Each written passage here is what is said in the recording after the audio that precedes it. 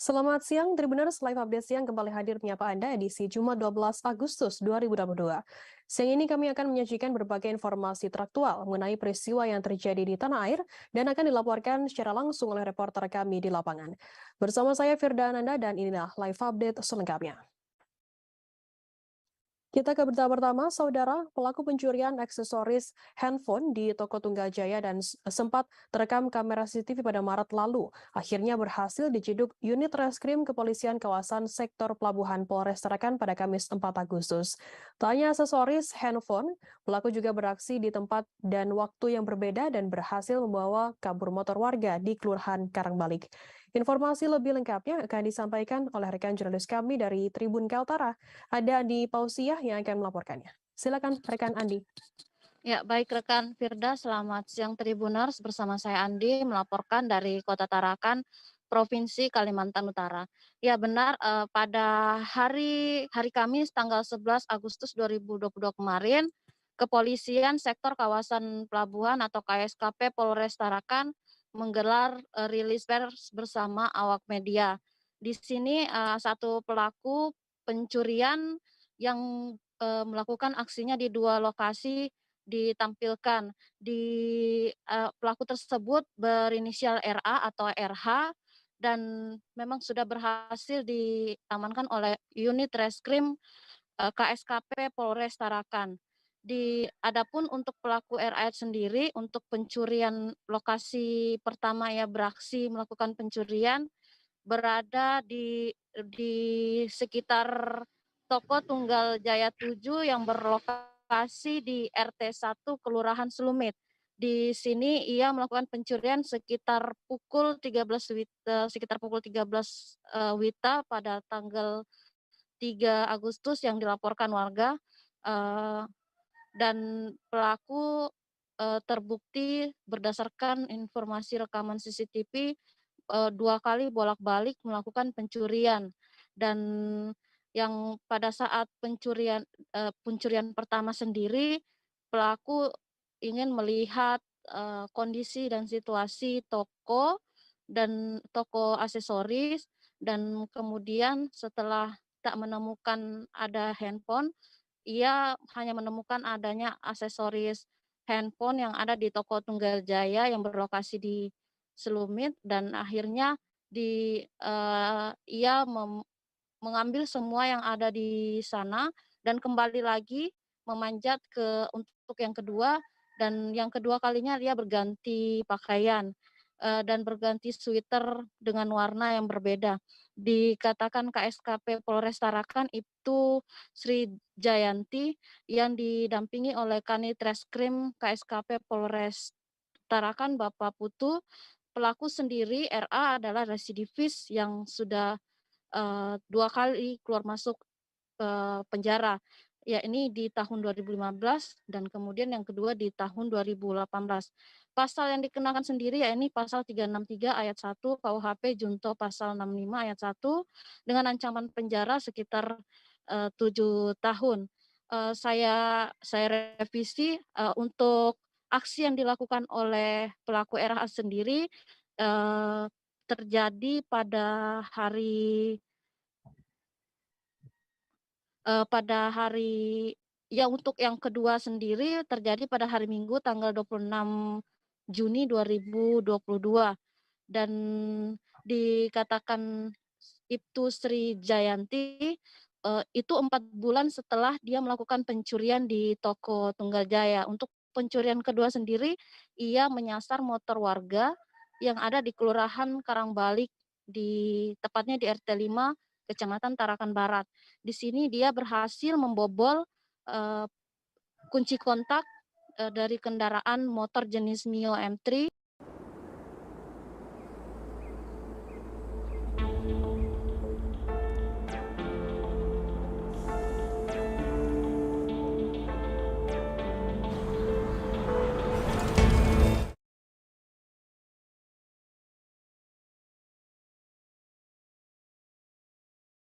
KU 3491 SG milik warga RT 5 Kelurahan Karangbalik, dan dikatakan itu Sri Jayanti sendiri, RA berhasil membawa motor tersebut dengan cara merusak kunci kontak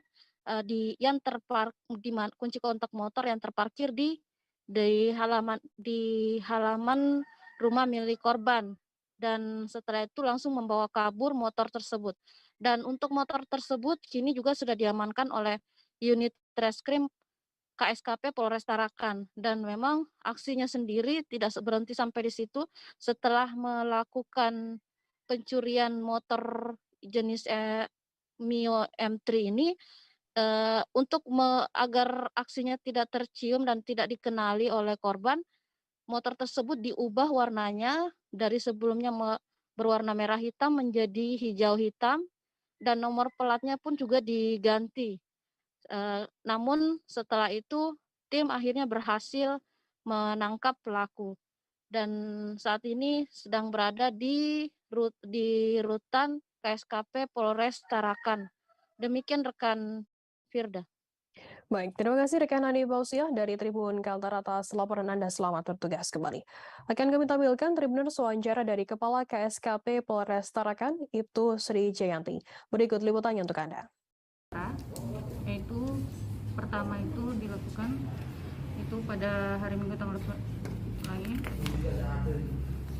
pada ini hari Sabtu tanggal 9 20 Maret. Nah itu jadi saat pelapor menutup toko dengan keadaan rapih dan terkunci, kemudian pada hari Senin tanggal 21 Maret sekitar jam 9.30 itu saat pelapor membuka toko, pelapor melihat toko sudah dalam keadaan berantakan dan brankas toko sudah terbuka. Nah adapun barang-barang yang hilang itu dalam toko yaitu satu buah Beats Live, satu buah Smart Tech, satu buah Fit, dan 2 Samsung, 10 buah MMC 64 BG Vigen, dan 6 buah AF. Pokoknya barang-barang di konternya dia tuh banyak yang hilang, aksesoris yang dalam toko jadi hilang, dan kerugian itu sekitar 11.360.000. Pada hal tersebut dari pihak itu korban melapor ke KSKP, namun pelaku belum. Dirtipidum Bareskrim Polri Brigjen Andirian Jayadi menyampaikan motif dibalik pembunuhan Brigadir J. Dalam konferensi pers yang digelar di Mako Brimob Polri, Cimanggis, Kota Depok, Andi mengatakan bahwa tersangka Irjen Ferry Sambo emosi setelah mendengar laporan dari sang istri. Dalam keterangannya, tersangka FS atau Ferry Sambo mengatakan bahwa dirinya menjadi marah dan emosi setelah mendapat laporan dari sang istri Putri Chandrawati. Andi mengatakan Irjen Ferry Sambo mengatakan bahwa istrinya telah mendapatkan tindakan yang melukai harkat dan martabat oleh almarhum Brigadir J. Informasi lebih lengkapnya akan disampaikan oleh rekan jurnalis kami dari Tribun Jakarta. Ada Dwi Putra Kesuma yang akan melaporkannya. Silakan rekan Putra. Baik, selamat siang Firda dan juga Tribuners. Bisa saya sampaikan bahwa pada Kamis 11 Agustus 2022 malam, polisi akhirnya menguak motif dari kasus pembunuhan Brigadir J yang dilakukan oleh mantan Kadif Propam Polri Irjen Ferdy Sambo. Dirtipidum Mabes Polri, yakni Brigjen Pol Andirian Jayadi, mengatakan pada konferensi pers yang digelar di Makobrimob Cimanggis, Kota Depok, bahwa motif dari Irjen Ferdy Sambo nekat menghabisi nyawa anak buahnya, yakni Brigadir J, adalah untuk menjaga hakikat dan juga martabat keluarganya, yang mana ia mengaku bahwa istrinya, Putri Chandrawati, telah mengalami tindakan yang merendahkan harkat dan martabat keluarganya. Oleh sebab itu, Irjen Ferdy Sambo pun hilaf dan akhirnya menyuruh anak buahnya yang lain, yakni Brigadir RE dan Barada RE dan juga rekan RR untuk menghabisi nyawa korban. Selain itu, informasi yang saya terima juga terkini bahwa Komnas HAM akan melakukan pemeriksaan terhadap Barada E dan juga Irjen Ferdy Sambo di Makobrimob pada sore nanti. Namun belum diketahui pukul berapa untuk kepastian datang dari pihak Komnas HAM memeriksa keduanya. Kurang lebih seperti itu yang saya sampaikan, Firda. Ya, baik. Terima kasih rekan Putra dari Tribun Jakarta atas laporan Anda. Selamat bertugas kembali. Dan akan kami tampilkan Tribuners wawancara dari Dirtipidum Barreskrim Polri Brigjen Adi Rianjayadi. Berikut liputannya untuk Anda. Bagaimana tadi sudah disampaikan oleh Bapak Kadif Humas, hari ini untuk pertama kali kita melakukan atau penyidik sudah melakukan pemeriksaan tersangka FS sebagai tersangka. Ya, setelah ditetapkan statusnya sebagai tersangka 2 hari yang lalu. Kemudian bersamaan juga tim sudah melakukan pemeriksaan tambahan terhadap 3 tersangka lainnya, tapi bertempat di Barreskrim. Nah, khusus untuk tersangka FS itu kita lakukan di Mako Brimob Polri.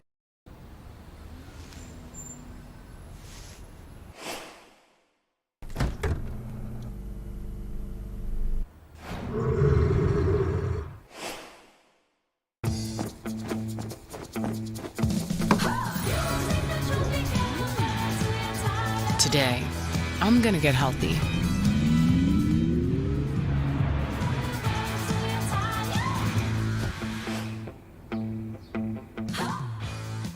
All right, everybody, welcome to the Sunday edition of This Week in Startups, the show that never leaves you hanging over the weekend. And Molly has a great question for me for VC Sunday School.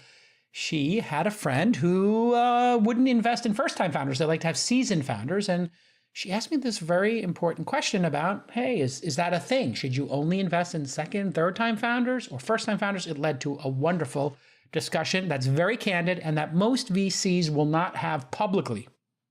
That's exactly the beauty of this show. And then, because in the news right now is this inflation reduction bill that nobody saw coming, Joe Manchin surprised the world by signing on to a bill that includes $369 billion for climate. I called my good friend Jay Koh of the Lightsmith Group to say, hey, that seems like it's going to be good for us climate tech investors, right? Yeah. And we had a nice, newsy conversation about that.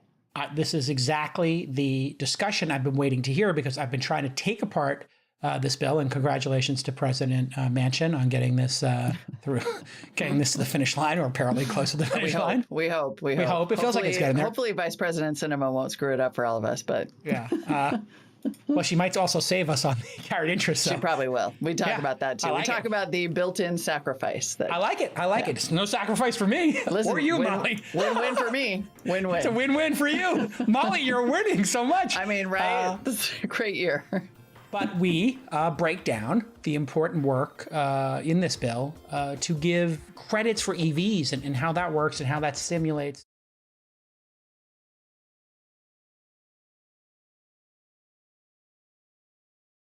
Pemeriksaan sudah dilakukan sejak pukul 11 tadi siang dan selesai pukul 18 tadi. Dalam kesempatan ini, tolong dicatat, saya ingin menyampaikan satu hal, bahwa di dalam keterangannya, tersangka FS mengatakan bahwa dirinya menjadi marah dan emosi setelah mendapat laporan dari istrinya PC yang telah mengalami tindakan yang melukai harkat dan martabat keluarga yang terjadi di Magelang yang dilakukan oleh almarhum Joshua. Oleh karena itu, kemudian tersangka FS memanggil tersangka RR dan tersangka RE untuk melakukan pembunuhan, untuk merencanakan pembunuhan terhadap almarhum Joshua. Saya kira demikian rekan-rekan. Terima kasih. Mantan Kadif Propam Polri, Irjen Ferry Sambo menyampaikan pesan dari tempatnya ditahan di Makobrimob Kelapa II Depok, Jawa Barat. Pesan itu disampaikan Ferry Sambo melalui kuasa hukumnya Arman Hanis. Pesan yang disampaikan Ferry Sambo ditujukan kepada Kapolri, Jenderal Polisi Sigit Prabowo, kemudian rekan sejawat Polri, masyarakat Indonesia, dan institusi Polri yang berisi soal permohonan maaf atas kehilafannya. Arman Hanis membacakan pesan Ferry Sambo di Jalan Saguling 3, Kompleks Pertambangan Duren 3, Pancoran, Jakarta Selatan pada Kamis 11 Agustus kemarin. Untuk mengetahui informasi lebih lengkapnya akan disampaikan oleh rekan jurnalis kami dari Tribun Jakarta, ada Anas Furqan Hakim yang akan melaporkannya. Silakan rekan Anas. Ya, baik Firda dan Tribuners, bisa saya sampaikan bahwa pada Kamis 11 Agustus 2022 pada malam kemarin, Ferdy Sambo menyampaikan pesan permohonan maaf yang dibacakan oleh kuasa hukumnya Arman Hanis. Pesan itu seperti disebutkan tadi disampaikan di depan kediaman pribadinya di Jalan Saguling 3, Kompleks Pertambangan Duren 3, Pancoran, Jakarta Selatan. Dalam pesan tersebut, Ferdi Sambo mengakui kesalahannya. Ia juga mengaku telah merekayasa kasus ini dengan memberikan informasi yang tidak benar saat kasus ini bergulir sejak awal. Ia pun memohon maaf kepada Kapolri Jenderal Listio Sigit Prabowo, kemudian kepada rekan sejawat di institusi Polri, kemudian institusi Polri itu sendiri, dan juga masyarakat Indonesia.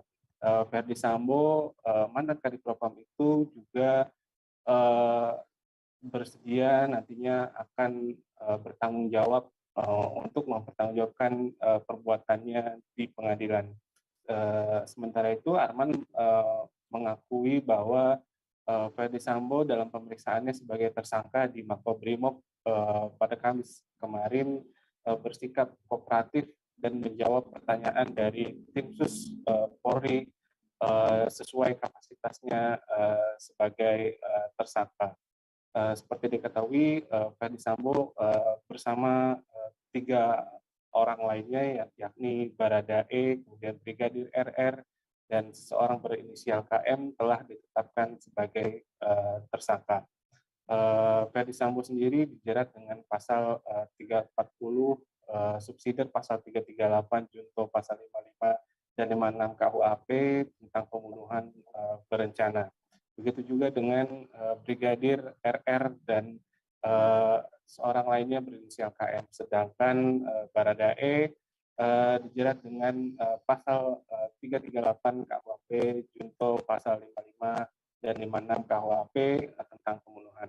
Sebagai informasi, Firda, bahwa pada hari ini Komnas HAM berencana untuk memeriksa Ferdi Sambo dan juga Baradae di Makobrimob Polri. Demikian informasi yang bisa saya sampaikan, Firda. Ya, baik. Terima kasih rekan Anas Furqan Hakim dari Tribun Jakarta atas laporannya. Selamat bertugas kembali. Akan kami tampilkan Tribuners wawancara dari Arman Hanis, kuasa hukum dari Ferdi Sambo. Berikut liputannya untuk Anda. Alhamdulillah hari ini klien kami Bapak FS telah menjalankan pemeriksaan secara kooperatif dan menjawab pertanyaan penyidik secara lengkap sesuai kapasitas Bapak FS dalam rangkaian peristiwa di Duren 3. Bapak Kadif Humas Polri juga tadi sudah menjelaskan cuplikan substansi pemeriksaan dan kami tidak menambahkan poin tambahan apapun selain yang disampaikan Bapak Kadif Humas Polri. Kami fokus untuk menjalankan proses hukum dan tidak ingin menambah spekulasi-spekulasi yang tidak produktif karena pada waktunya akan disampaikan di muka persidangan. Terima kasih. Saya juga akan menyampaikan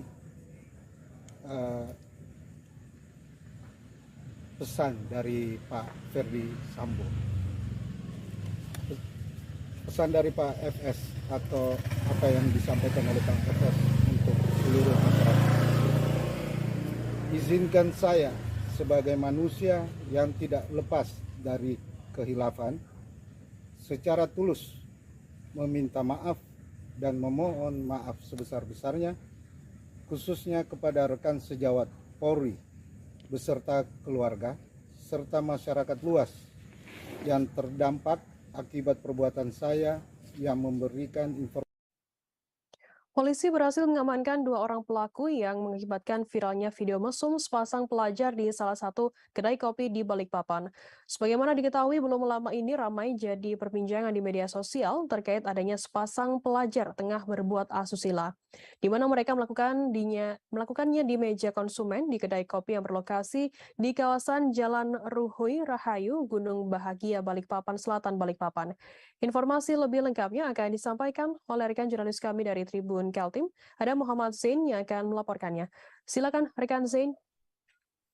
Baik, selamat siang rekan Firda, dapat kami laporkan dari Balikpapan, Kalimantan Timur, di mana sebelumnya ada video yang sempat meramaikan media sosial di kota Balikpapan yang memperlihatkan sepasang pelajar di kota Balikpapan tengah melakukan perbuatan asusila di salah satu kedai kopi di kota Balikpapan, di mana tadi sempat disebutkan untuk kedai kopi sendiri berlokasi di kawasan Jalan Ruhui Rahayu, Gunung Bagia Balikpapan Selatan itu menyebar sampai kemudian memicu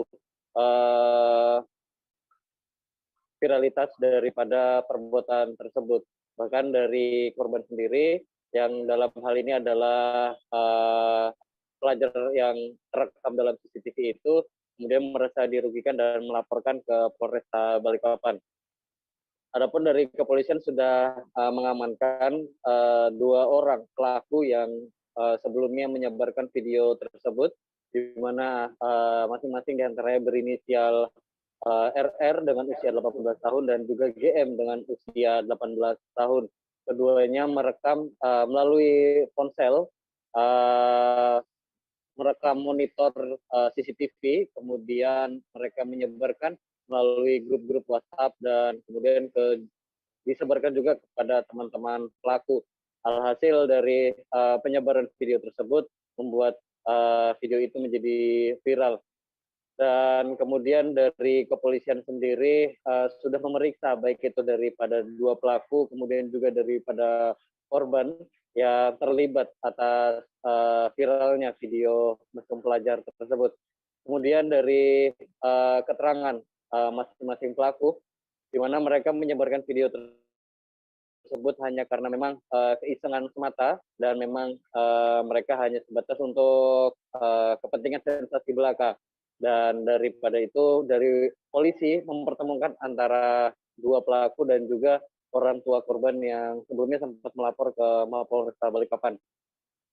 Dan dari kepolisian sendiri kemudian diketahui tidak memberikan jeratan hukum terhadap kedua pelaku, melainkan hanya memberikan restoratif justice atau keadilan restoratif terhadap 2 pelaku, karena memang antara pelaku dan juga korban di sini sudah menemukan kesepakatan damai untuk tidak menyebarkan lagi lebih luas terhadap video yang bermuatan asusila tersebut. Kemudian daripada polisi juga memberikan himbauan kepada kedua pelaku agar kedepannya tidak melakukan hal serupa agar nantinya tidak merusak citra warga Balikpapan.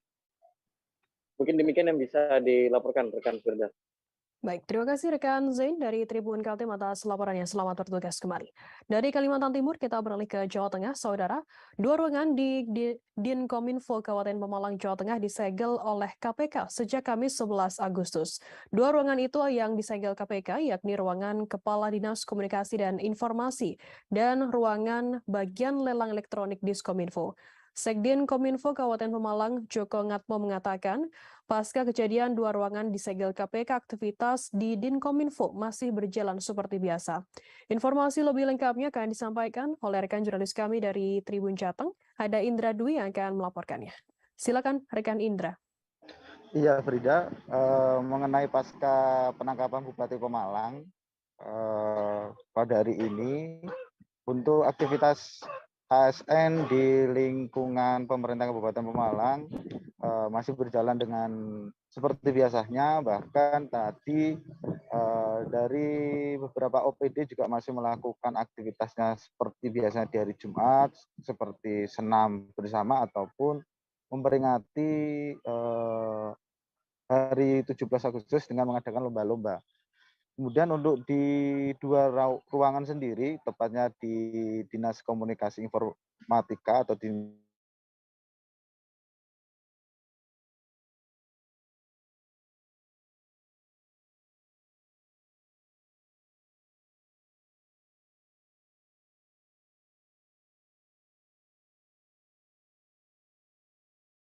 sekretariat. Dari ruangan sekretariat itu memang mempunyai jalan tembus untuk ke wilayah ruangan kepala dinas. Bahkan sekretaris Dinas Kominfo Joko Ngapno mengatakan bahwa pasca penyegelan tersebut untuk aktivitas ASN dan layanan masyarakat masih berjalan dengan normal, namun untuk yang ruang sekretariat dialihkan ke ruangan meeting Dinkominfo setempat. Kemudian untuk mengenai kenapa disegel dari pihak Dinas Kominfo, dari Sekdin Kominfo mengatakan bahwa dia tidak tahu bahwa kemarin ketika masih rapat untuk situasi masih normal, belum ada penyegelan, namun ketika sore harinya pulang juga masih normal. Dia mendapatkan informasi adanya penyegelan ruangan di Kominfo itu sekitar pukul 10 pagi setelah ada berita mengenai tangkapan OTT KPK yaitu Bupati Pemalang beserta jajarannya. Dan siang tadi Gubernur Jawa Tengah Ganjar Pranowo langsung datang ke lingkungan ke Pemkab Pemalang untuk memberikan arahan kepada Wakil Bupati Pemalang beserta jajarannya. Di saat itu juga Gubernur Jawa Tengah memberikan arahan agar untuk menyelesaikan permasalahan ini, dan Gubernur Jawa Tengah siap mendampingi Wakil Bupati Pekalongan untuk menjalankan roda pemerintahan agar kembali normal kembali. Demikian laporan dari Pemalang, Frida.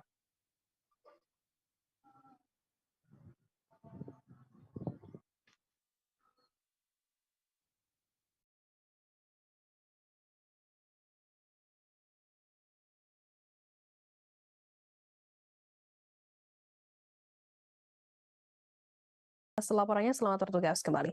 Akan kami tampilkan Tribuners wawancara dari Sekdin Kominfo Kabupaten Pemalang, Jawa Tengah, Joko Ngatmo. Berikut liputannya untuk Anda. Dan semuanya, dan teman-teman juga tidak ada yang tidak berangkat, semuanya berangkat. Yang disegel ini kantor apa, Pak? Ruangan? Yang disegel ini ruangan Pak Kadin, sama ini ruang umum yang tembus ke ruang Pak Kadin. Ya kami kaget, terus kaget kan, kami pulang kan tidak ada masalah loh. Begitu tadi berangkat loh. Pulang jam berapa itu Pak kemarin? Saya pulang jam 5:30. Belum ada ya? Belum ada. Informasinya segel jam berapa? Saya malah dapat itu dari TV malam itu. Dari TV ya. Ya. Tapi Pak Kadin saat ini sudah memberikan informasi terkait dengan penyegelan ini? Belum. Keberadaan Pak Kadin sendiri? Saya sih nggak tahu. Nggak tahu. Nggak bisa dihubungi apa Pak?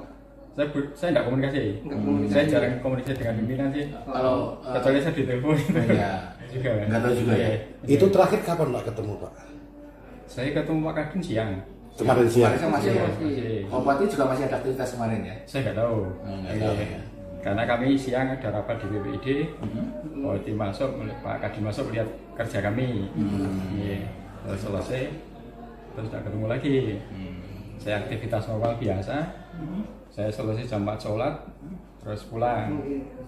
Itu disegel kenapa sih Pak? Ya saya nggak ngerti. Tapi dampak penyegelan ini gimana untuk yang bertugas di dalam?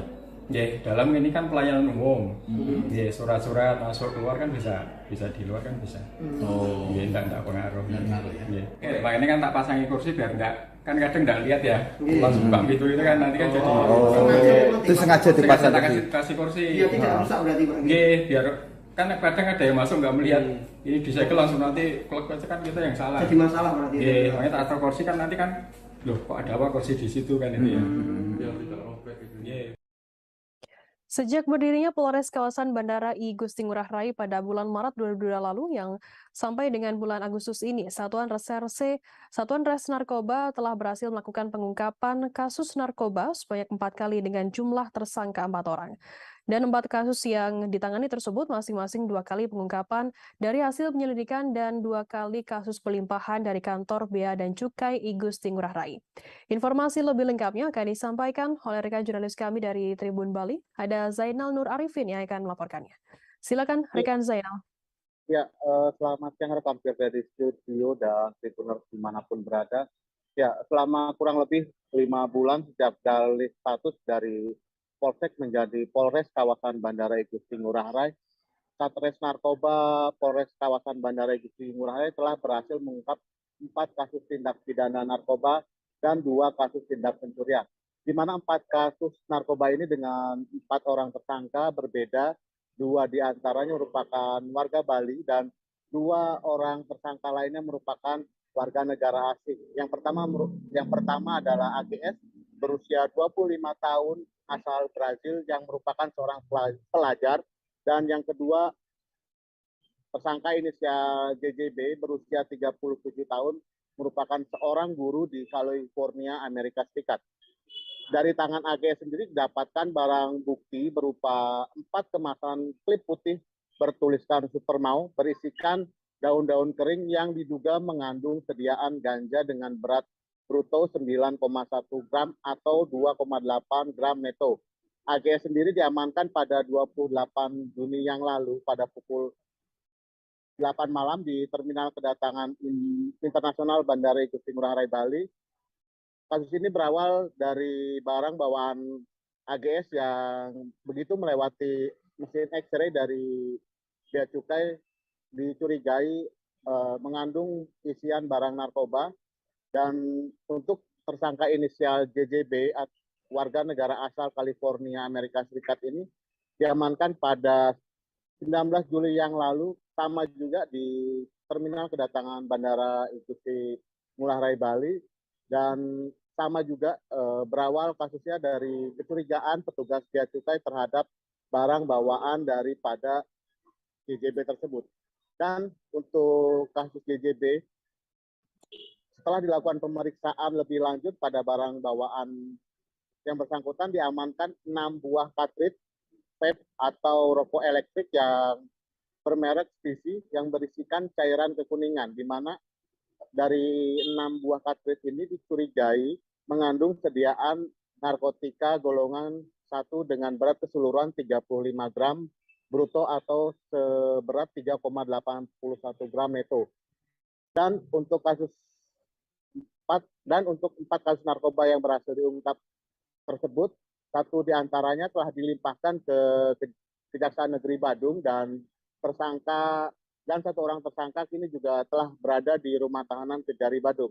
Sementara 3 kasus lainnya masih dalam penyidikan, dan ketiga tersangka kasus narkoba tersebut masih ditahan di rutan Polres kawasan Bandara Igusti Ngurah Rai Bali. Dan dari keterangan Kapolres kawasan Bandara Igusti Ngurah Rai Bali, AKBP Ida Ayu Wikarniti menyampaikan terima kasih dan sangat mengapresiasi kerjasama yang baik antara kantor Bea Cukai Bandara Igusti Ngurah Rai dengan Polres kawasan Bandara.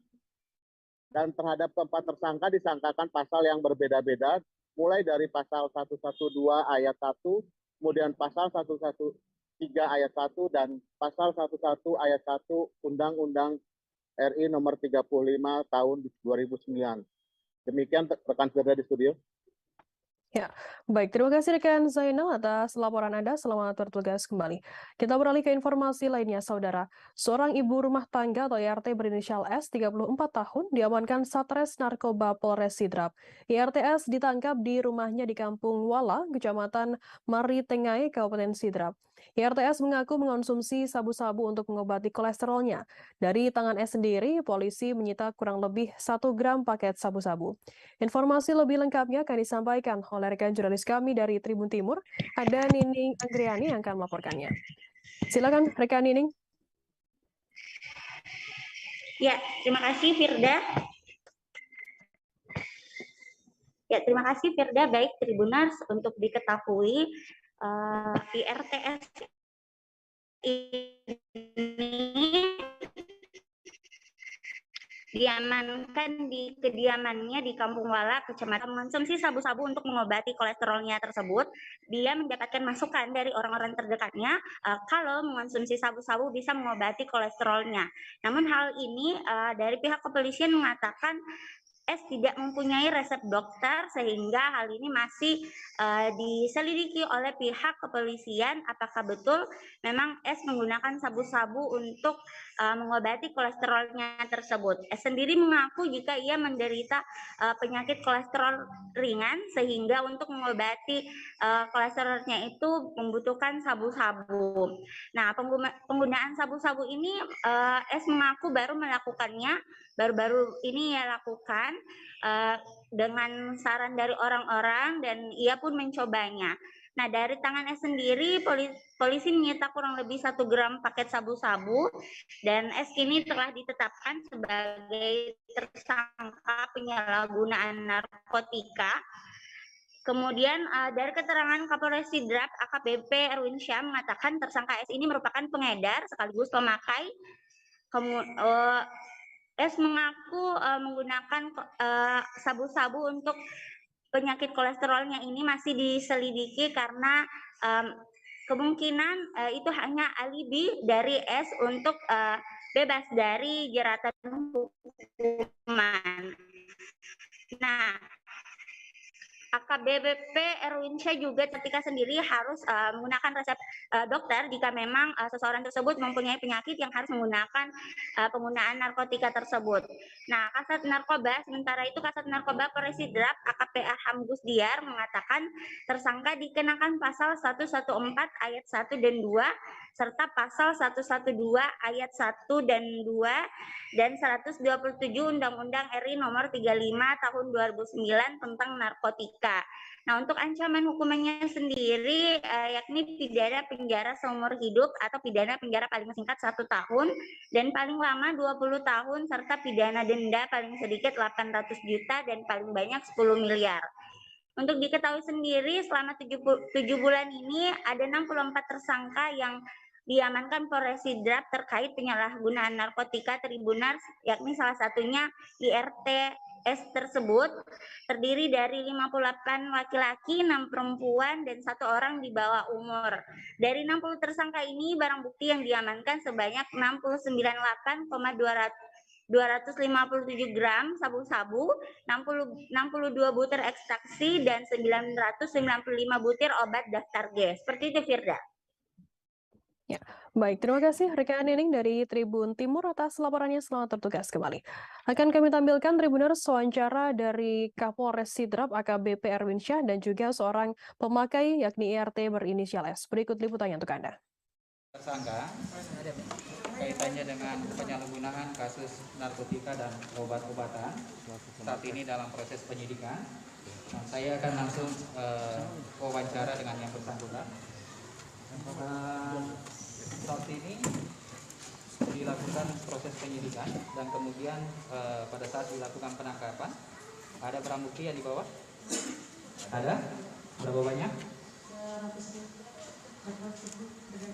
Nah, kemudian pada saat dilakukan pengecekan urin positif,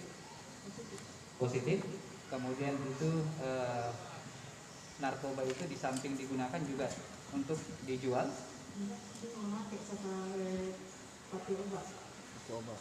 Digunakan pakai obat, iya, kolesterol, ya.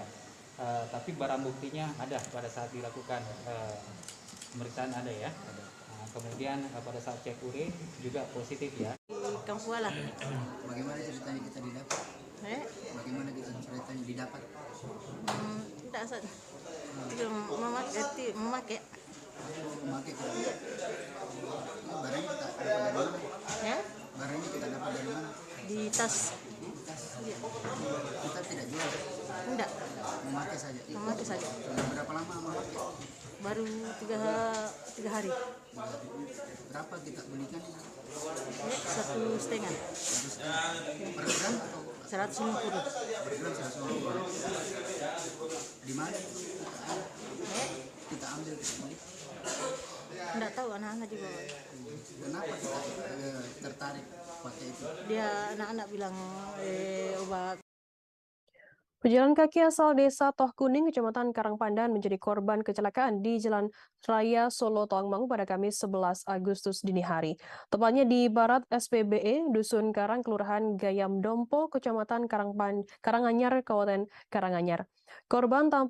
Korban terlibat kecelakaan lalu lintas karena terserempet motor hingga terpental. Selesai terpental pun korban ditabrak mobil yang melintas. Informasi lebih lengkapnya terkait hal ini akan disampaikan oleh rekan jurnalis kami dari Tribun Solo, ada Mardon Widianto yang akan melaporkannya. Silakan rekan Mardon. Ya, terima kasih rekan Wida. Selamat siang Tribuners, akan menyampaikan informasi terkait kecelakaan yang terjadi saat Kamis dini hari, tepatnya sekitar pukul 3, yang melibatkan satu mobil dan satu motor serta menewaskan seorang pejalan kaki. Seorang pejalan kaki asal Tahukuning, Kecamatan Karangpanda menjadi korban kecelakaan di Jalan Solo Tangmangu, tepatnya di barat SPPE, Kelurahan Gayandompo, Kecamatan Kabupaten Karanganyar. Korban terlibat kecelakaan usai terserempet motor hingga terpental dan ditabrak oleh mobil yang sedang melintas. Untuk koordinator Rescue Pemuda Pancasila, Junaidi Setiawan, mengatakan kecelakaan tersebut terjadi sekitar pukul 3 pagi dan adapun pihak yang terlibat yaitu mobil Innova hitam dengan nopol AE 1981 EF dan sepeda motor yang diketahui berjenis Yamaha Vision.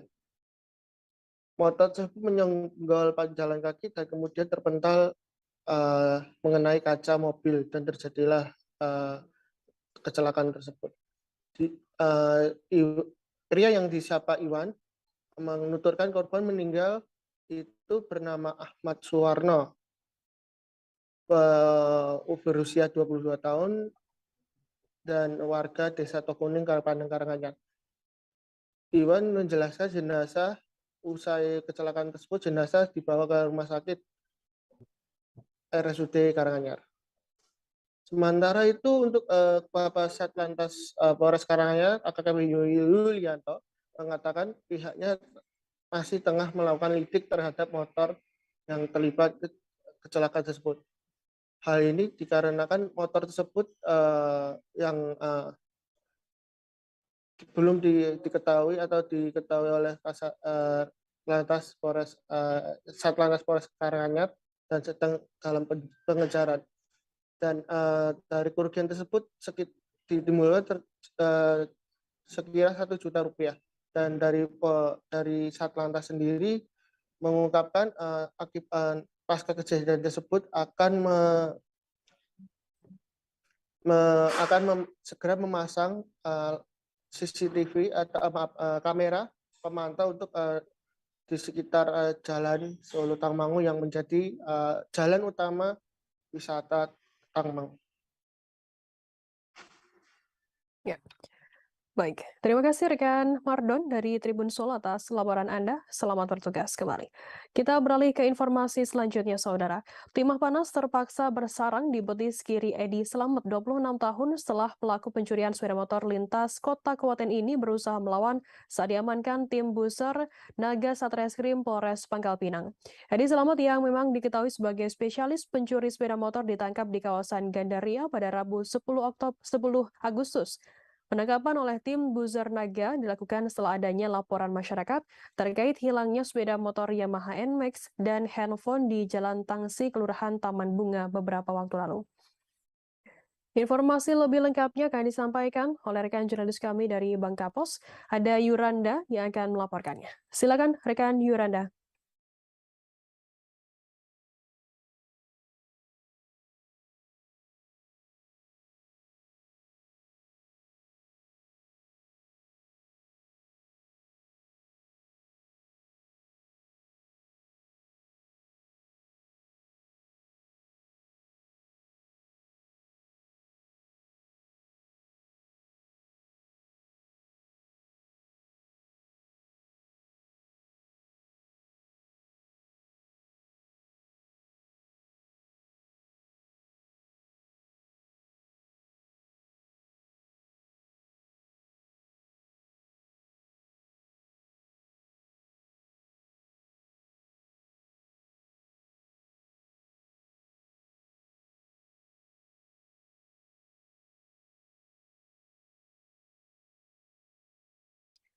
Informasi lebih lengkapnya ini akan dilaporkan oleh rekan jurnalis kami dari Bangkapos, ada Rizky Irianda Pahlevi yang akan melaporkannya.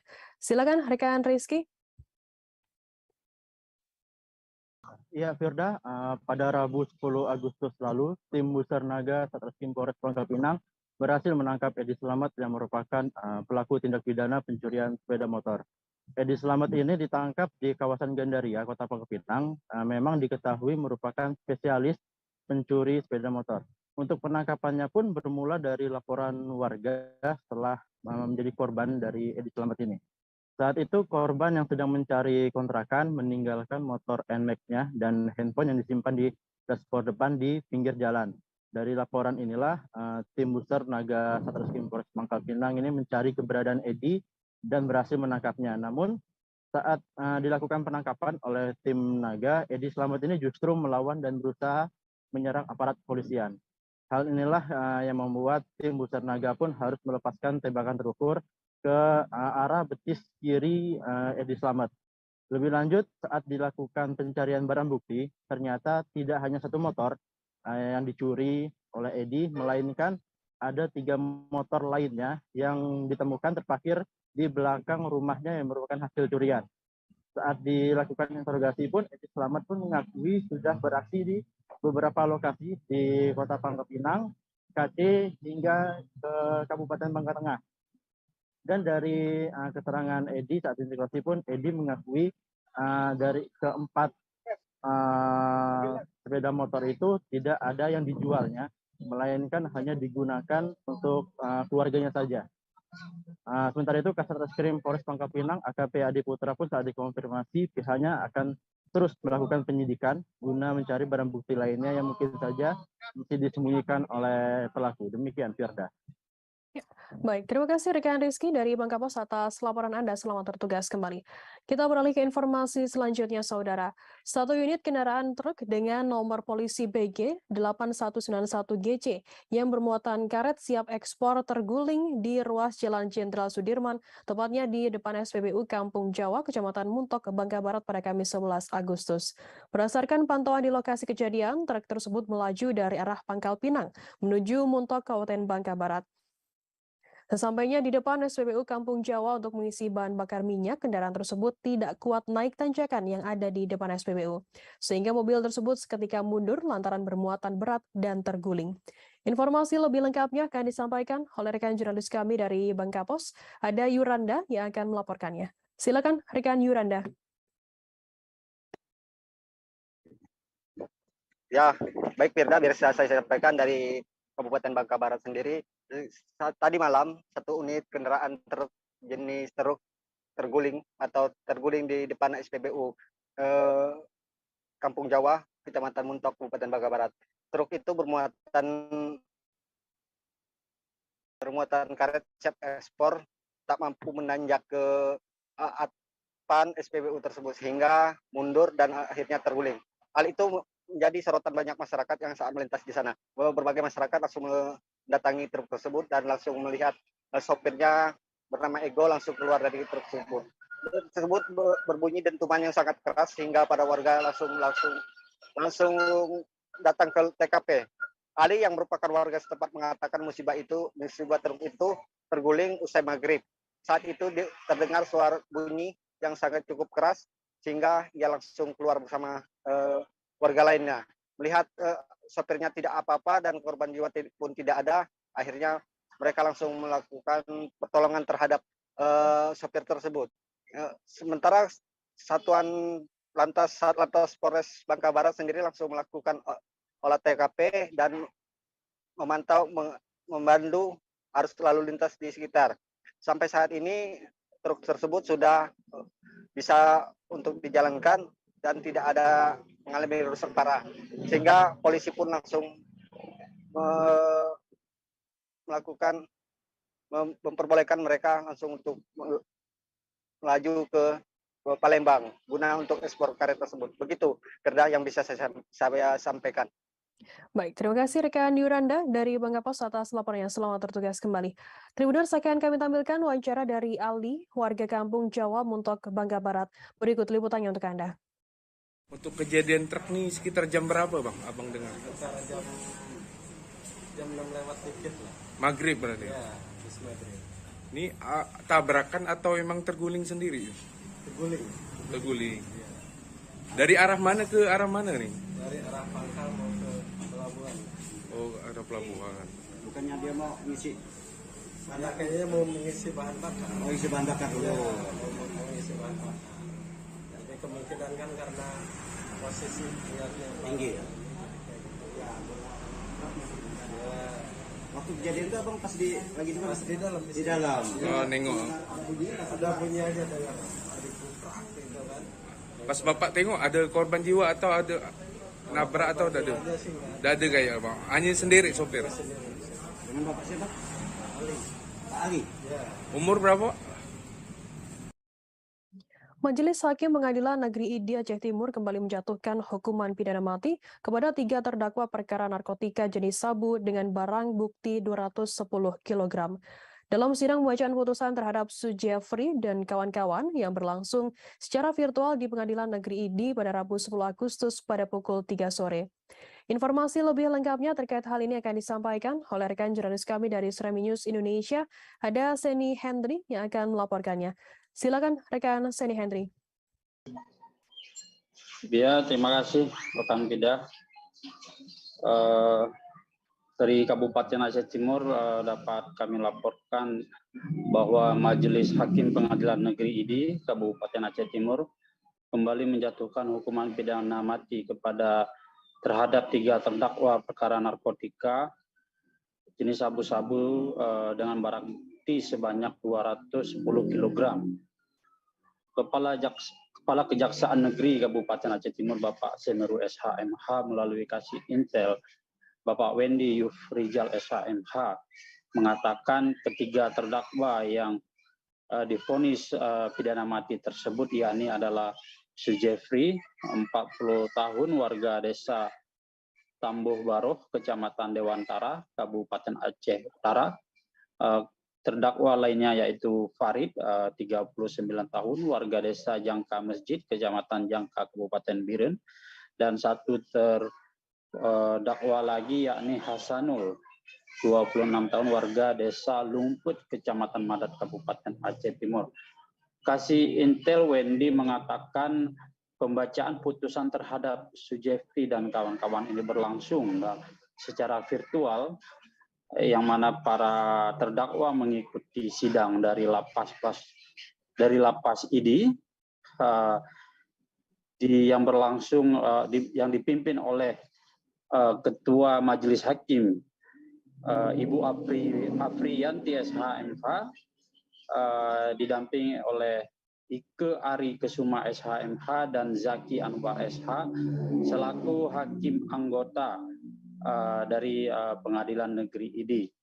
Sidang pembacaan putusan tersebut berlangsung pada hari Rabu 10 Agustus kemarin. Sementara jaksa penuntut umum dari Kejaksaan Negeri Aceh Timur yang menghadiri sidang putusan ini yaitu Cherry Arida SH dan Ricky Rosiwa.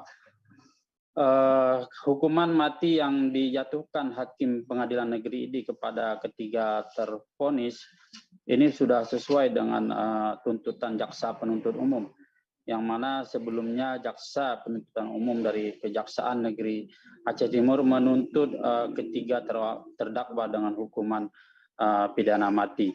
Ketiga terdakwa menurut jaksa penuntut umum telah terbukti secara sah dan meyakinkan bersalah menurut hukum, yaitu tanpa hak atau melawan hukum, menawarkan untuk dijual, menjual, membeli, menerima, menjadi perantara dalam jual beli, menukar atau menyerahkan narkotika golongan 1 sebagaimana dimaksud dalam ayat 1 dalam bentuk bukan tanaman yang beratnya melebihi 5 gram secara terorganisasi, dan mereka yang melakukan, yang menyuruh melakukan, dan yang turut serta melakukan secara tanpa hak, memiliki, menyimpan, dan atau membawa psikotropika, yang mana sesuai dengan dakwaan ke-1 primer jaksa penuntut umum, yaitu melanggar pasal 114 ayat 2 Junto 132 ayat 2 Undang-Undang RI nomor 35 tahun 2009 tentang narkotika. Dan dakwaan kedua pasal 62 Undang-Undang Republik Indonesia Nomor 5 Tahun 1997 tentang psikotropika junto pasal 55 ayat 1 KUHP. Dalam putusan itu Majelis Hakim Pengadilan Negeri ini juga menetapkan barang bukti dalam perkara ini sebanyak 210 kg sabu-sabu. Selain itu 200.000 butir tablet inek dan 47.500 butir tablet Happy Five dan sejumlah barang bukti lainnya. Atas putusan ini terdakwa menyatakan banding ke Pengadilan Negeri Tinggi Banda Aceh. Begitu juga sikap jaksa penuntut umum dari Kejaksaan Negeri Aceh Timur atas putusan ini menyatakan sikap pikir-pikir. Demikian rekan Firda dari Aceh Timur, Seni Henry melaporkan. Ya, baik. Terima kasih rekan Seni Henry dari Serambi News Indonesia atas laporan Anda. Selamat bertugas kembali. Kita beralih ke informasi lainnya, Saudara. Menko Kemaritiman dan Investasi Luhut Binsar Panjaitan menegaskan akan mencabut izin operasional perusahaan sawit di Papua Barat. Pencabutan izin dilakukan kepada perusahaan sawit yang sudah memiliki izin namun tak beroperasi dengan baik. Informasi lebih lengkapnya terkait hal ini akan disampaikan oleh rekan jurnalis kami dari Tribun Papua Barat, ada Petrus Boli yang akan melaporkannya. Silakan rekan Petrus. Rekan Firda dan juga Tribuners, dapat kami laporkan dari Kota Sorong, Provinsi Papua Barat, bahwa pada Kamis 11 Agustus 2022 kemarin, Menko Kemaritiman dan Investasi Luhut Binsar Panjaitan melakukan kunjungan kerja ke Kota Sorong, Provinsi Papua Barat. Dalam kunjungan kerja tersebut, Luhut bertemu sejumlah pejabat di lingkup pemerintah Provinsi Papua Barat. Di sana kami melihat ada Sekda Provinsi Papua Barat, Nathaniel Mandacan, ada juga Wali Kota Sorong, Lambertus Jitmau, dan juga Bupati Kabupaten Raja Ampat, yaitu Abdul Faris Umlati. Dalam kunjungan kali ini, Tribuners, Menko Luhut melakukan pertemuan bersama pejabat-pejabat utama di Forkopimda Provinsi Papua Barat. Dalam pertemuan tersebut ada sejumlah persoalan atau sejumlah hal yang dibahas, dan salah satu yang kami konfirmasi setelah pertemuan itu, melakukan konfirmasi kepada Luhut Binsar Panjaitan, yang mengatakan salah satu hal yang dibahas adalah terkait perusahaan sawit yang beroperasi di Provinsi Papua Barat. Dalam keterangannya, Tribuners, Luhut mengatakan bahwa perusahaan sawit yang beroperasi di Papua Barat sendiri akan dicabut izinnya apabila mereka tidak melakukan aktivitas penanaman di perkebunan sawit yang mereka telah mendapatkan izinnya. Luhut juga mengancam bahwa untuk perusahaan-perusahaan sawit yang sudah memiliki izin tetapi tidak beroperasi agar dicabut izin operasionalnya. Selain berbicara soal sawit, Luhut juga memberikan beberapa persoalan yang dibahas terkait meminta pemerintah Provinsi Papua Barat untuk mengaktifkan kembali lahan-lahan pertanian dan juga mengaktifkan kembali UMKM yang ada di Provinsi Papua Barat untuk meningkatkan ekonomi lokal di Papua Barat. Selain itu juga Tribuners, Luhut memberikan apresiasi dan juga pujiannya terkait pembangunan infrastruktur di Provinsi Papua Barat cukup baik, Tribuners. Dan juga kami dapat melaporkan bahwa Luhut juga mengkritisi soal kebersihan yang ada di Provinsi Papua Barat, yaitu salah satunya terkait pembuangan sampah di laut. Hal ini Luhut mengatakan bahwa pemerintah dan juga bupati, wali kota untuk memperhatikan sampah-sampah yang dibuang ke laut karena akan merusak ekosistem laut. Apalagi dalam pertemuan tersebut ada juga Bupati Raja Ampat, dia juga meminta agar bupati menjaga kebersihan karena Raja Ampat menjadi salah satu destinasi wisata yang kini mendunia, Tribuners. Selain itu juga Pak Luhut juga meminta agar adanya perbaikan dan juga perluasan Bandara Domine Edward Osak Sorong dan juga keputusan untuk membuat pelabuhan kawasan ekonomi khusus di Kota Sorong, Tribuners. Demikian rekan Dea. Ya, baik, terima kasih rekan Petrus dari Tribun Papua Barat atas laporan Anda. Selamat bertugas kembali. Akan kami tampilkan Tribuners wawancara dari Luhut Binsar Panjaitan, Menko Kemaritiman dan Investasi. Berikut liputannya untuk Anda. Kritik mengenai pertanian, supaya dibikin pertanian. Kelima tadi mengenai kelapa sawit. Jadi kalau kelapa sawit yang tidak dibangun-bangun, supaya dicabutin aja semua izinnya. Ada di KLHK, dilakukan itu. Jadi jangan dibiarkan kita disandra oleh orang lain. Itu jadi tanah terlantar. Ya. Kemudian segi 6 tadi menyangkut masalah UMKM, semua supaya diwujudkan. Jadi menyangkut pada e-katalog, supaya tadi industri-industri daerah itu juga bisa tumbuh. Jadi tadi saya minta para bupati untuk masuk juga kepada e-katalog.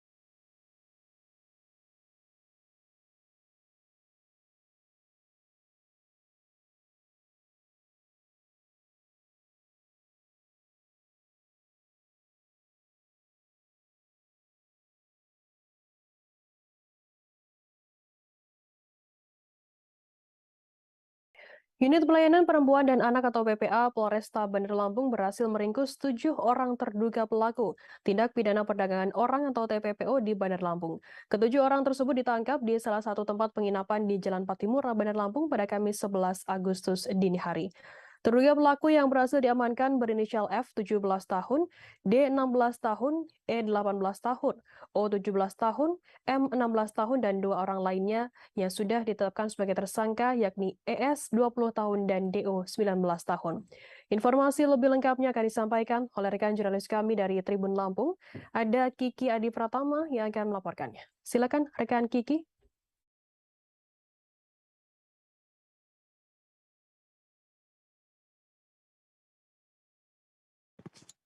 Baik, terima kasih. Jadi memang pihak kepolisian khususnya di unit PPA Polresta Kota Bandar Lampung telah berhasil meringkus ketujuh terduga pelaku tindak pidana perdagangan orang yang terjadi di Kota Bandar Lampung.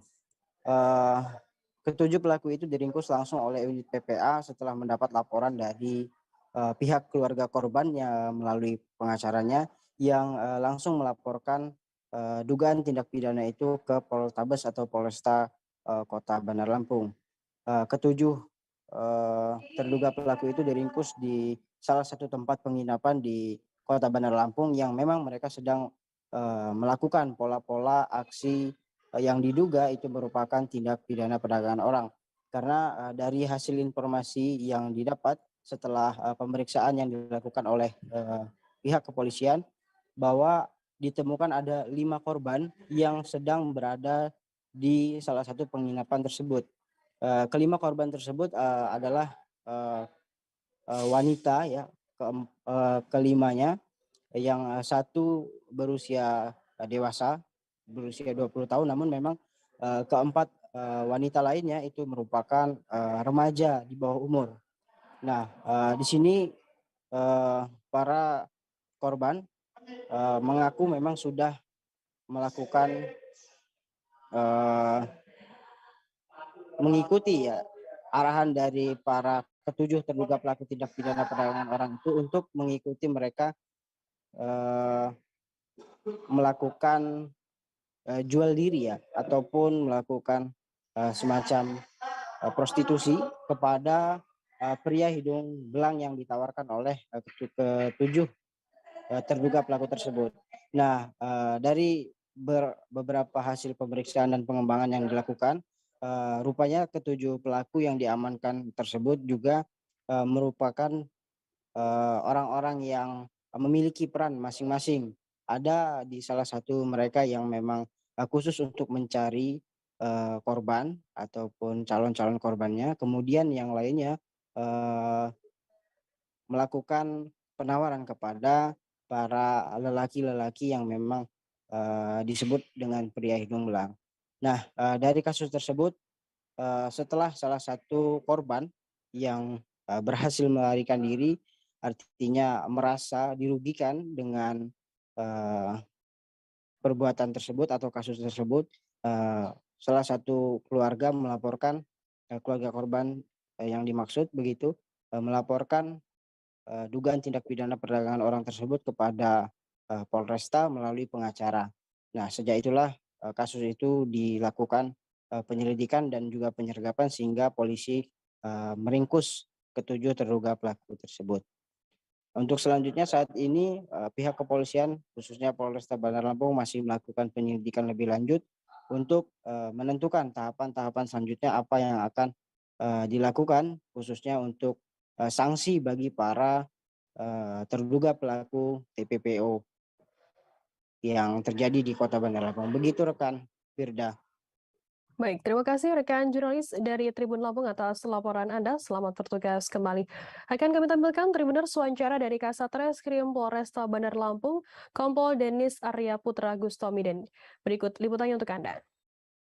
Saat dapat informasi itu, Kanit PPA melakukan penyelidikan.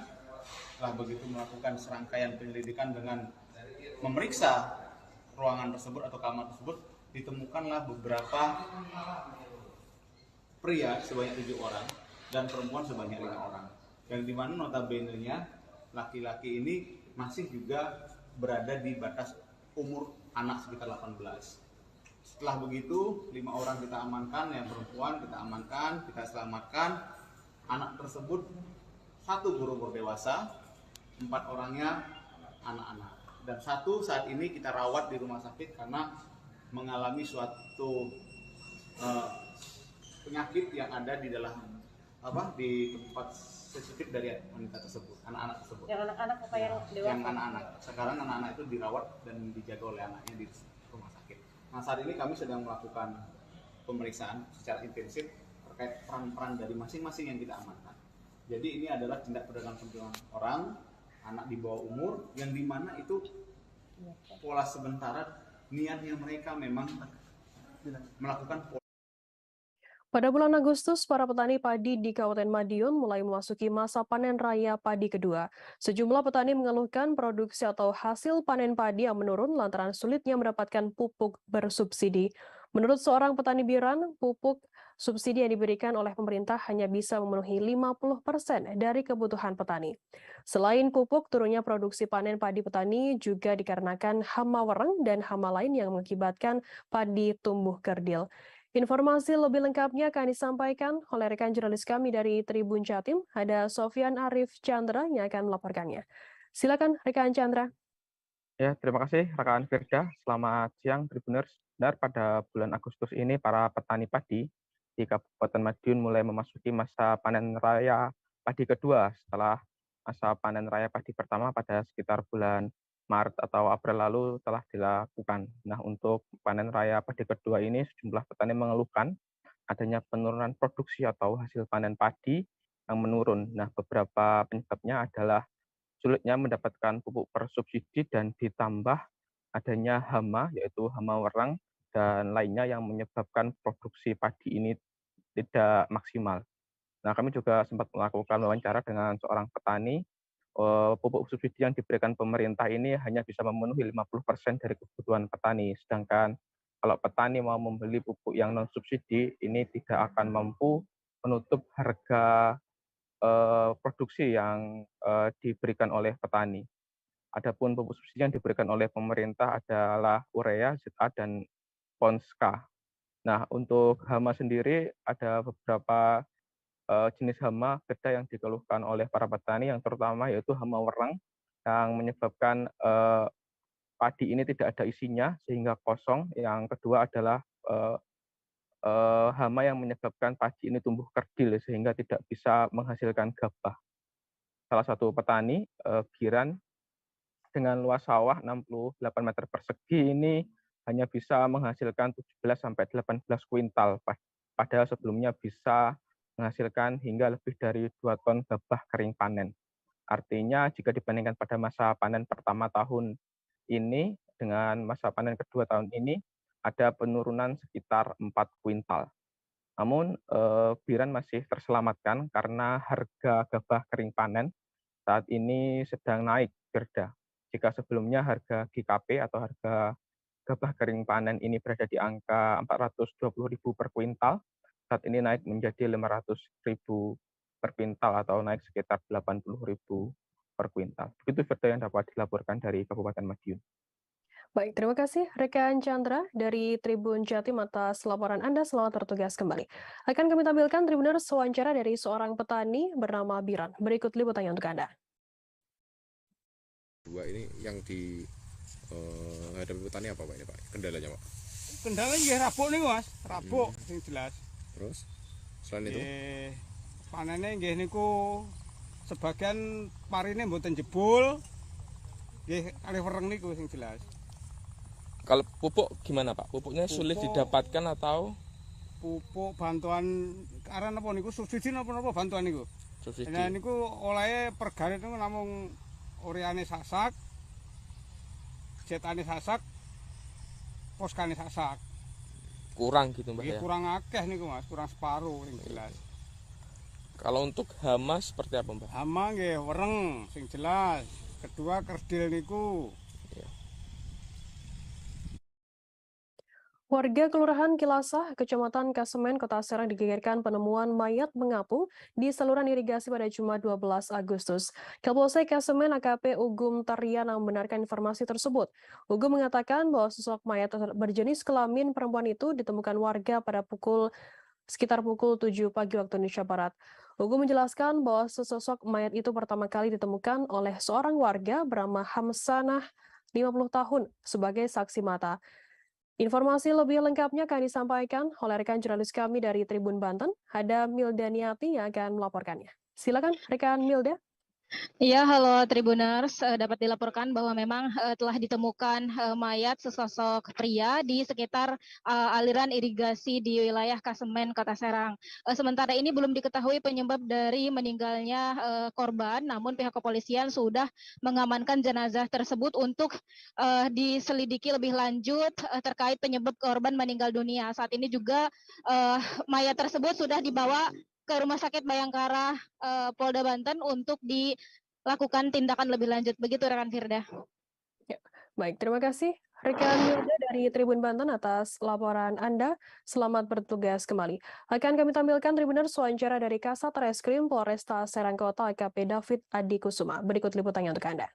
Mayat terkapar ya, hingga kami datang ke sini bersama tim Inafis dan dari Bayangkara Polda. Selanjutnya kami melakukan olah TKP. Nanti hasilnya setelah dari forensik ya, nanti kami akan sampaikan kembali. Jenis kelaminnya apa Pak? Ya? Jenis kelamin mayat yang untuk jenis kelamin yang bersangkutan kami temui jenis kelamin laki-laki. Ada luka di badan? Luka, ada beberapa luka tadi di bagian tangan ya, karena kita perhatikan tadi juga sama-sama rekan-rekan melihat bahwa yang bersangkutan ini ada memegang kabel. Ya, nah tapi nanti hasilnya akan kami dalami kembali dari hasil forensik. Ada identitas yang ditemukan? Identitas masih kami cari. Usianya sekitar berapa, Dok? Usia kurang lebih 40-an kali ya. Ya. Mungkin ada ciri-ciri yang belum masih di ini dulu. Kita bawa dulu ke Rumah Sakit Bayangkara Polda Banten, nanti setelah itu kami Institut Teknologi Nasional atau ITN Malang membuat mobil listrik bernama Bejo EV atau Electric Vehicle yang dilaunching pada Rabu 10 Agustus di halaman kampus 1. Driver mobil listrik tersebut bernama Dr. Eko Yohanes, dosen teknik mesin S1 ITN Malang yang juga sebagai tim pembuatnya. Penumpangnya adalah Rektor ITN Malang, Profesor Dr. Insinyur Abraham Lomi, dan Ketua P2 PUTN Insinyur Kartiko Ardi. Informasi lebih lengkapnya terkait hal ini akan disampaikan oleh rekan jurnalis kami dari Surya Malang, ada Silvianita yang akan melaporkannya. Silakan rekan Silvi. Ya, selamat siang Tribuners dan kerja yang di studio. Dari Malang saya melaporkan tentang kegiatan launching mobil listrik milik ITN yang dilakukan pada Rabu lalu. Ini diawali dari keinginan dari pihak yayasan P2 PUTN yang meminta agar dari dosen ITN, terutama dari dosen teknik mesin, untuk membuat inovasi terkait mobil listrik. Dan akhirnya setelah riset selama setahun, mobil itu selesai dan di-launching pada Rabu lalu. Tapi menurut Rektor ITN, Profesor Abraham Lomi, bahwa ini belum usai dan mobil ini masih bisa terus dikembangkan baik oleh dosen maupun mahasiswa. Sebab inovasi dari mobil listrik itu harus selalu ada. Dan mobil ini sendiri dinamakan bejo, yang artinya dalam bahasa Jawa adalah keberuntungan atau beruntung. Sejauh ini untuk uji coba atau test drive dari mobil itu masih diadakan di sekitar kampus karena khawatir jika dilakukan di jalanan melanggar regulasi.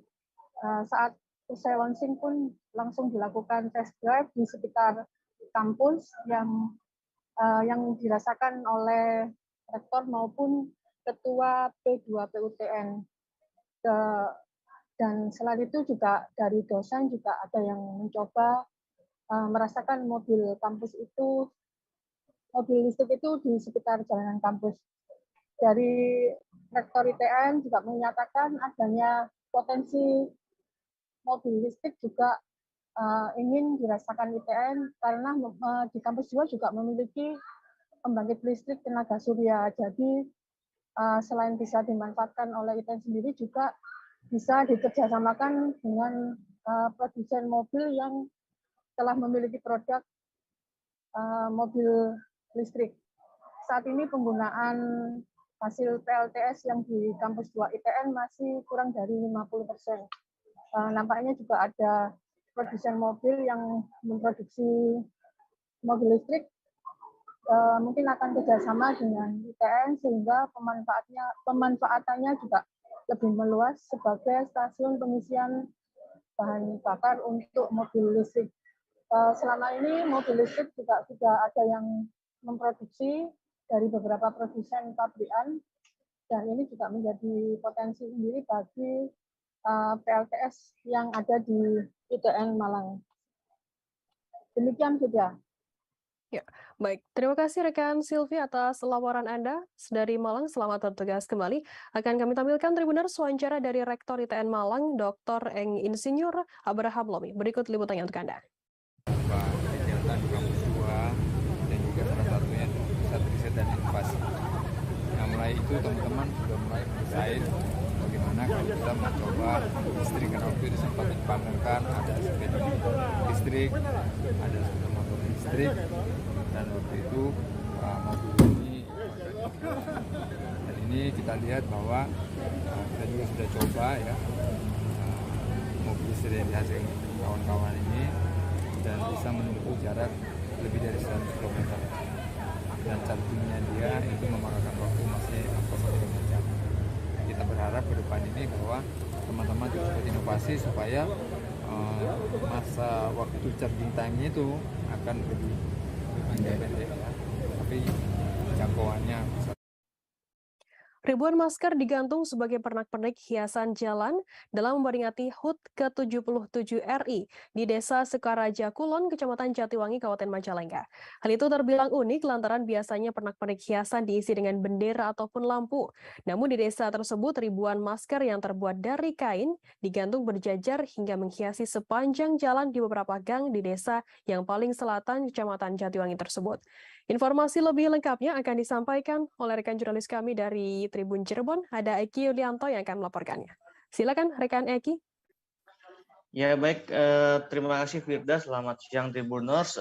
Dapat saya laporkan dari Kabupaten Majalengka, Jawa Barat, di mana Jika biasanya bendera menjadi pernak-pernik hiasan jalan dalam memeriahkan hari ulang tahun HUT ke-77 Republik Indonesia, lain halnya yang dilakukan para warga di Desa Sukaraja Kulon, Kecamatan Jatiwangi, Kabupaten Majalengka.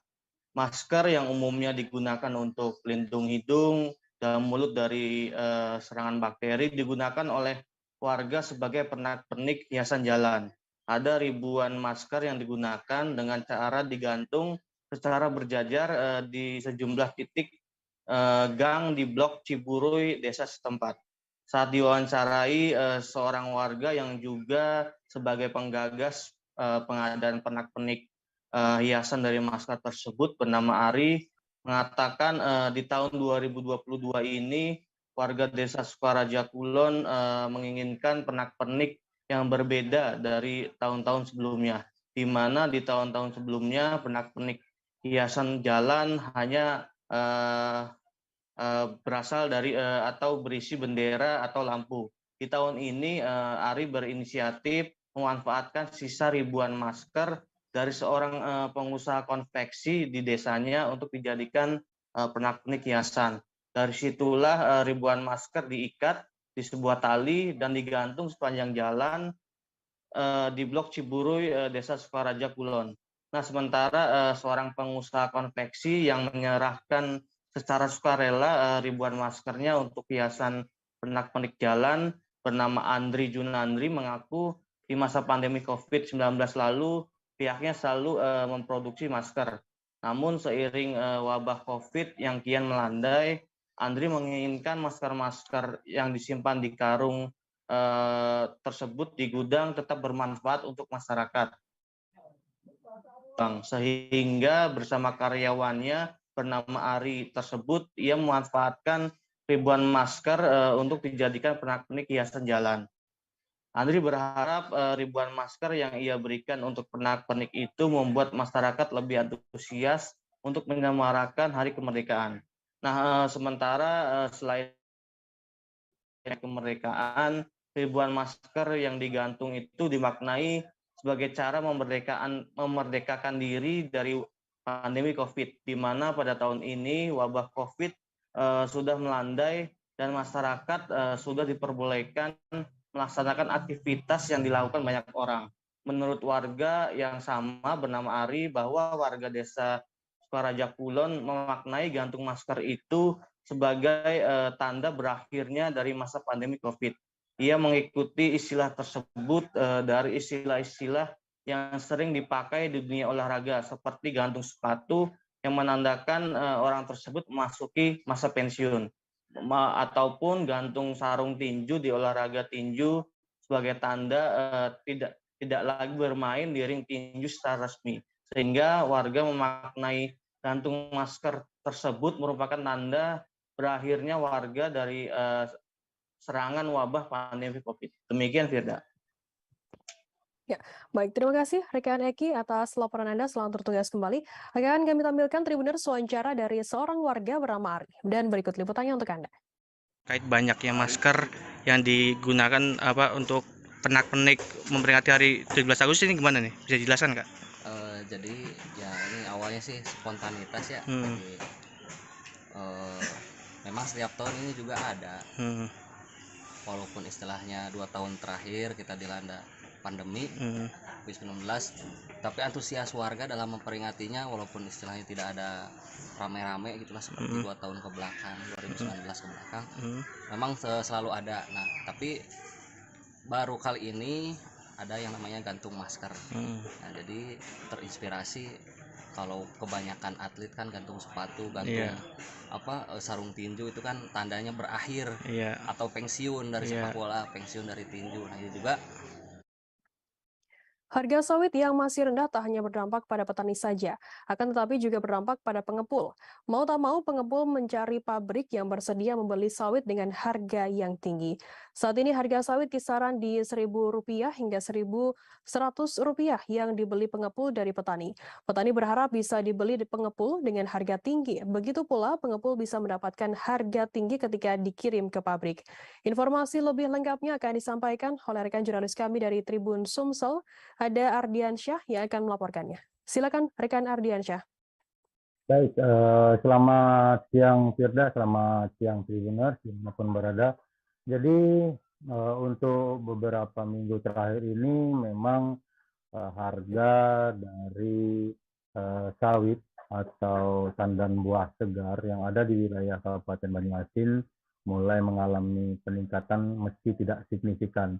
Nah, dari sini pengepul juga mulai banyak mendapatkan hasil panen dari petani yang sebelumnya apabila petani tidak mau menjual sawitnya, buah sawitnya atau TBS ini karena harga yang sangat jatuh, kisaran harga Rp300 per kilogram.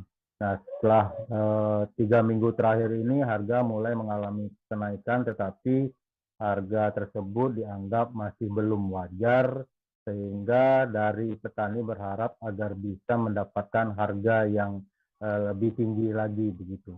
Nah, untuk menyiasat ini, pengepul yang meminta pabrik agar bisa menaikkan harga, tetapi tidak direspon oleh pihak pabrik yang ada di wilayah Banyuasin, sehingga ada sejumlah pengepul mencari alternatif lain untuk mencari pabrik yang sanggup membeli di atas 1.000 atau Rp1.100 per kilogram untuk TBS dari petani.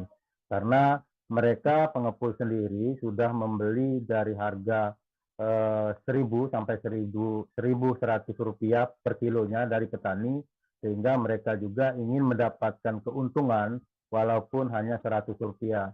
Jadi itulah alternatif dari pengepul ini sendiri untuk mengirim buah sawit atau tandan buah segar ini kepada pabrik-pabrik yang ada di wilayah Kabupaten Ogan Ilir. Karena di wilayah Kabupaten Ogan Ilir menurut para pengepul ini mereka bisa mendapatkan keuntungan sampai Rp100 per kilogramnya, tidak seperti di wilayah Kabupaten Banyuasin yang hanya sanggup membeli tandan buah segar yang mereka kumpulkan dari petani hanya dihargai Rp1.000 per kilogramnya. Firda. Ya, baik. Terima kasih rekan jurnalis dari Tribun Sumsel, Ardiansyah, atas laporan Anda. Selamat bertugas kembali. Akan kami tampilkan Tribuners wawancara dari Safaat, seorang pengepul sawit. Berikut liputannya untuk Anda. Sekarang kitaran 1.000, Mas. 1.000, ya, sudah lumayan sudah ini. Sejak kapan kenaikan ini, Mas? Sudah seminggu yang lewat, Mas. Sudah seminggu ya? Ini sudah mulai banyak petani yang panen dengan harga sudah mulai normal lah. Petani ya. Sebelumnya kurang yang panen. Kurang. Itu sawit dari mana ini? Macam-macam, ada dari Talang Bulu sini, dari Sungai Rengit, Sungai Hitam, Talang Benteng. Orang-orang antar lah, Mas. Kalau kita jual ke pabrik berapa, Mas? Jual ke pabrik rata-rata dari 12,5. Itu daerah Indralaya sih, kalau daerah Betung masih agak murah. Jadi kita ke Indralaya jualnya. Arah Betung belum terjangkau hari. Belum terjangkau. Jadi milih yang walaupun agak jauh tapi harganya masih besar. Kecuali Bakebon, kalau Bakebon kita bawa agak jauh lagi. Guna memotivasi dan mengingatkan warga mengenai arti kemerdekaan, maka pemerintah Kabupaten Pali, Provinsi Sumsel membagikan bendera ke warga di Bumi Serpat Serasan sejak Rabu 10 Agustus. Langkah tersebut sesuai dengan perintah Mendagri tertanggal 29 Juli mengenai penyemarakan peringatan Hari Ulang Tahun ke-77 Kemerdekaan Republik Indonesia melalui gerakan pembagian 10 juta bendera merah putih di seluruh Indonesia. Informasi lebih lengkapnya akan disampaikan oleh rekan jurnalis kami dari Sriwijaya Pos, ada Raigan yang akan melaporkannya. Silakan rekan Raigan. Baik, terima kasih rekan Firda. Tribuners, dapat kami laporkan bahwa Semarak HUT Kemerdekaan RI yang ke-77 tahun 2022 ini memang sedikit sangat berbeda dari 2 tahun sebelumnya, di mana pasca pandemi COVID-19 ini meneruskan dari perintah dari Kemendagri untuk membagikan 10 juta bendera merah putih kepada tiap masyarakat. Nah, untuk di Kabupaten Pali sendiri mulai dibagikan sejak Rabu hingga akhir bulan Agustus ini. Jadi setiap rumah itu minimal 1 bendera. Diimbau jika tidak dipasang bendera akan diberikan bendera. Nah, kemudian selain daripada itu menyemarakan di Hari Perjuangan Kemerdekaan RI. Jadi khususnya di Kabupaten Pali pada tahun ini banyak berbagai event, pasca tidak pernah dilakukan event. Selain pembagian bendera, Pemkab Pali juga membagikan ribuan bibit pohon untuk penghijauan. Kemudian selain daripada parade gerak jalan yang diikuti baik dari siswa maupun umum dan instansi. Nah, kemudian di ruang lingkup pemerintah Kabupaten Pali juga mengadakan berbagai lomba di antar operasi perangkat daerah, kemudian berbagai lomba juga di tengah masyarakat umum guna mengingatkan Hari Kemerdekaan. Demikian, Firda. Ya, baik. Terima kasih rekan Regan atas laporan Anda. Selamat bertugas kembali. Akan kami tampilkan Tribuners wawancara dari Asisten 2 Setda Pali bernama Rusdi. Berikut liputannya untuk Anda. Izin Pak Kabas Semang. Ya. Jadi kalau dasar juga ada Permendagri nomor 003.14397 SJ perihal menyemarakkan peringatan Hari Ulang Tahun ke-77 Kemerdekaan Republik Indonesia.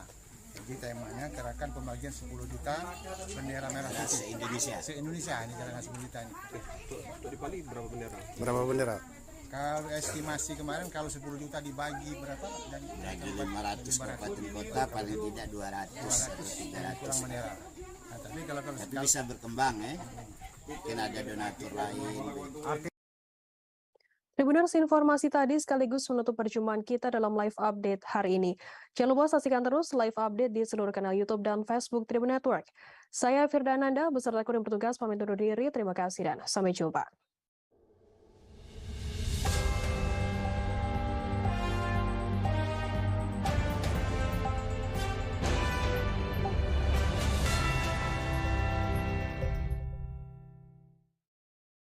Jangan lupa like, subscribe, dan share ya!